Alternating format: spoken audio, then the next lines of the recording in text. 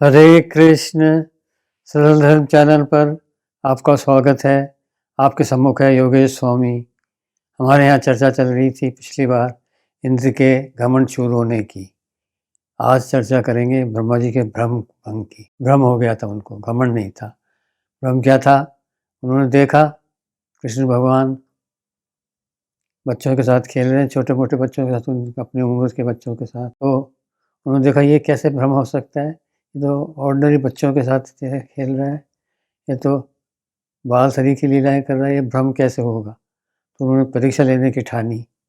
परीक्षा कैसे ली? कृष्ण जब इधर उधर हो गए, दूर हो गए बच्चों से, इनसे ग्वाल बालों से, तो ये चुरा के ले गए बच्चों को, ग्वाल बच्चों को ले गए, और साथ में बछड़ों को भी ले गए, गाय के बछड़ों को, और अपने लोक में ले जाके छिपा दिया। छुपा के वापस आए। इनको समय लगा इतना समय, इतना एक पत्ते में एक सुई से छेद करते हैं, इतना समय लगा ब्रह्मा जी के भान से। तो वो अपने लोग भी चले गए, छिपा के आ भी गए, धरती पे भी आ गए। उनको इतना समय लगा और धरती पे 1 वर्ष बीत गया।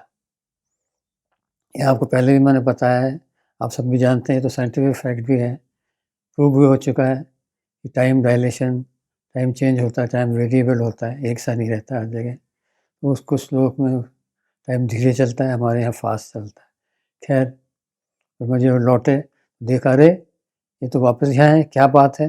फिर जाके चेक किया, बोले ये तो यहाँ भी है, यहाँ भी है। फिर गए, देखा तो अनेक देवता, सारे ऐश्वर्य, सारी सिद्धियाँ रिद्धियाँ भगवान की स्तुति कर रहे हैं। ब्रह्मा जी भी खड़े हैं स्तुति करने वालों में, और अनेक ब्रह्मांडों के ब्रह्मा हैं, सभी स्तुति कर रहे हैं। तब ब्रह्मा जी की आँख खुली, अरे ये तो भ्रम है, और जाके पाँव पड़ गए उनके। अब आपको आगे सुनाएंगे हम, नारद जी के माया से ठग गए थे एक दफ़ा।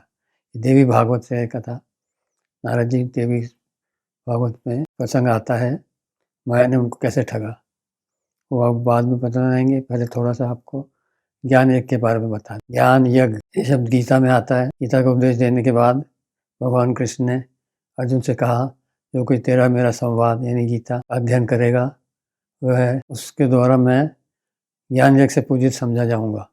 ये मेरा मत है, कृष्ण का मत है कि अगर आप गीता का अध्ययन करते हैं सीरियसली, ध्यानपूर्वक, तो आप ज्ञान यज्ञ कर रहे हैं और इससे कृष्ण की पूजा हो रही। ये तो बहुत अच्छी बात हुई ना। एक तरफ तो कहानी किससे पढ़ो, गीता पढ़ लो, अच्छी अच्छी बातें पढ़ लो, और भगवान की पूजा भी साथ में कर लो। अलग से पूजा की ज़रूरत नहीं है। यही बात अन्य ग्रंथों पर भी लागू होती है। पहले ज्ञान की डेफिनेशन देख लें। सबसे सिंपल, सबसे आसान, सबसे सरल क्या हुआ ज्ञान?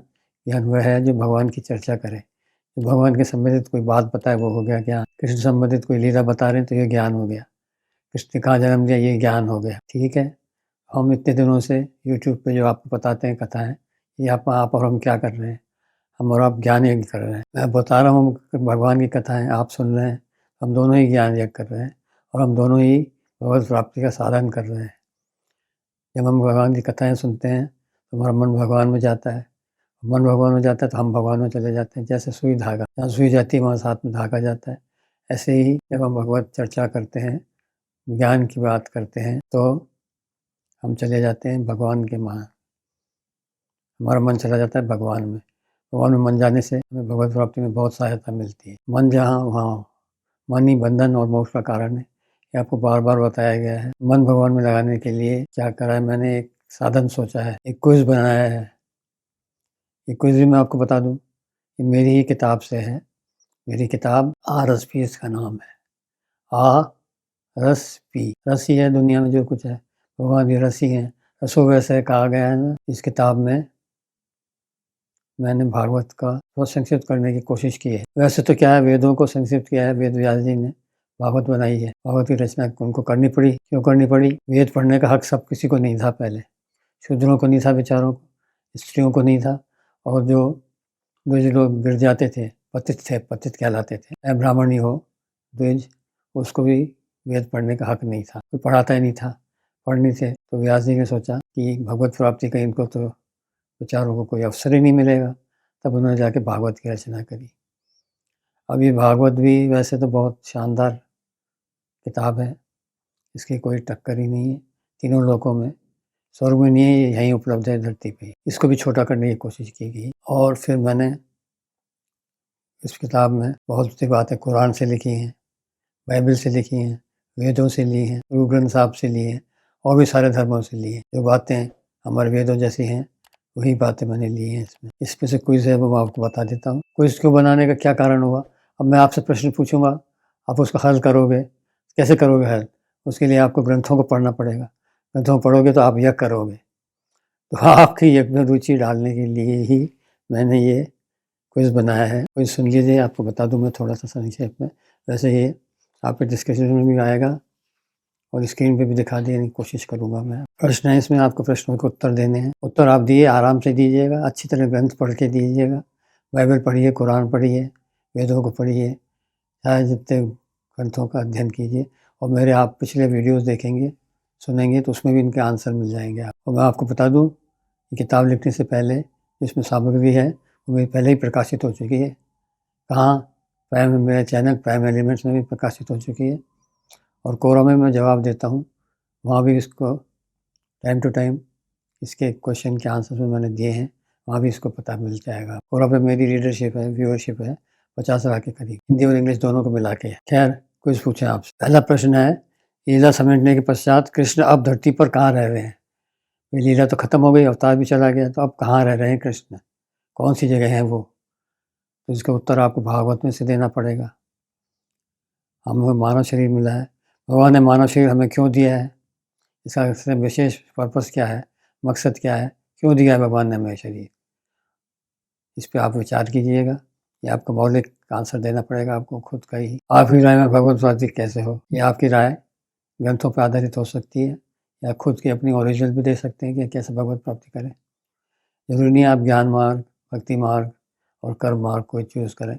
मन में जो बता सकते हैं आप, किसी को और को भी, हमको भी बताएं, ज्ञानवर्धन होगा। फिर आपसे पूछा गया माया क्या है? कहते हैं ना तीन ही तत्व हैं, ईश्वर, जीव और माया। तो माया क्या है उसको आप बताइएगा। ये 200 शब्दों में बताना पड़ेगा आपको संक्षिप्त में।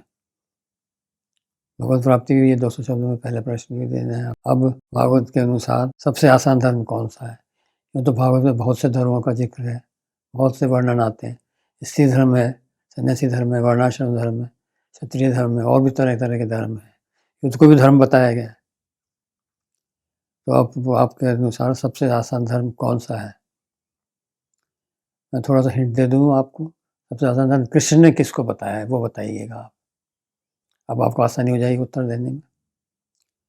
आप कौन हैं ये भी एक प्रश्न है, मतलब हम जीव कौन है, हम आत्मा कौन है, ये आपका उत्तर मिलेगा आपको। गीता में मिलेगा, भागवत में मिलेगा, वेदों की तो कहने ही क्या, उपनिषदों में भी जाइएगा, गोते लगाइए, आंसर दीजिए इसका। फिर छोटे छोटे प्रश्न भी हैं, शरीर में कितने द्वार होते हैं, हमारे सारे ग्रंथों में मिल जाएंगे, किसी भी उपनिषद में मिल जाएगा आपको, हर जगह मिलेगा। बहुत ही कॉमन चीज़ है ये। इन शरीर के अंग द्वारों के नाम भी पता ही है। फिर मैंने प्रश्न किया है, काल कन्या, प्रज्वल, अप्रज्ञात, 100 सिर वाला सर्प, ये कौन है? इसका आपको आंसर भागवत में मिलेगा। हिंट दे देता हूँ मैं आपको। एक ऐसे भी पुत्र हुआ है जिसने अपने पिता का बुढ़ापा ले लिया और अपनी जवानी दे दी, ये कौन थे ये भी बताइए आप। झूठ बोलना पाप है, नहीं बोलना चाहिए, लेकिन हमारे शास्त्रों में है कभी कभी झूठ बोलना ज़्यादा निंदनीय नहीं है, उतना निंदनीय नहीं है। ये कौन से अवसर है जब आदमी झूठ बोल सकता है? इसका भी आंसर आपको पुराणों में मिल जाएगा, विशेषकर भागवत। और अब एक और भी विकट प्रश्न है, ये ज़रा मुश्किल सा है, इसके लिए आपको पूरी भागवत को छानना पड़ेगा। 100 जन्म तो ठीक ठीक कर्मकांड करने से क्या फल मिलता है? अगर कोई मनुष्य, कोई जीव 100 जन्म तक 100 मानव जन्म लगातार कर्मकांड करे बिना कोई त्रुटि के, तो उसको क्या फल मिलेगा? और इससे भी बड़ा कोई फल बताया गया है क्या भागवत में? और इन दोनों से 100 जन्मों तक कर्मकांड करने से उससे बड़ा फल, उससे भी बड़ा कोई फल है क्या? यानी सबसे बड़ा फल क्या है? भागवत क्या बताती है? सबसे बड़ा लाभ किससे मिलेगा, काय से मिलेगा, वो आपको बताना है। अब आप पूरी प्रार्थना है, ग्रंथों का अध्ययन कीजिए, कुछ इसका आंसर देने की कोशिश कीजिए, आपका इंतज़ार रहेगा। मैं सोचता हूँ नारद जी के बारे में अगली दफ़ा बताया जाए। आपकी इजाज़त हो तो मैं आपसे इजाज़त ले लूँ, आज्ञा ले लूँ। हरे कृष्ण हरे कृष्ण, हरे राम राम राम हरे हरे, हरे कृष्ण कृष्ण कृष्ण हरे।